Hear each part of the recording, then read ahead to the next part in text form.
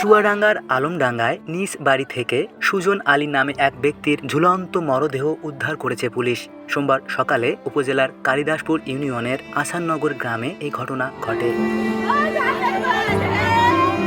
Police ও স্থানীয় সূত্রে জানা যায়, আসাননগর গ্রামের বীর মুক্তিযোদ্ধা মোহাম্মদ আলীর ছেলে সুজন আলী পেশায় একজন রংমিস্ত্রি ছিলেন।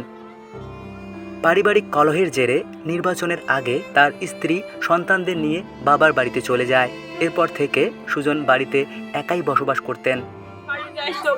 ছেলেকে মারি ফেলবো তাই বলে আমি আর খোঁজ নিই।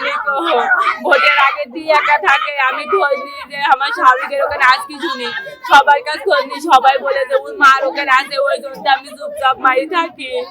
রঙের কাজ করতে আগে এই কিছুদিন হইলো মাথায় একদম খারাপ হয়ে গিয়ে কারুক চেনে না, কারুর সাথে কথা কয় না, সবাইকে মুখ খারাপ করে খালি গাল দেয়। আর সকালে প্রথমে আমার বড় ছেলে আমার ছেলে আইসে সাইকেল নিয়ে দেখছে ঘরে আমার ছেলে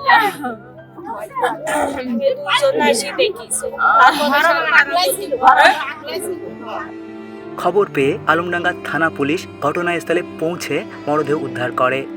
এ ঘটনায় একটি অপমৃত্যুর মামলা দায়েরের প্রস্তুতি চলছে বলে জানান ওই কর্মকর্তা।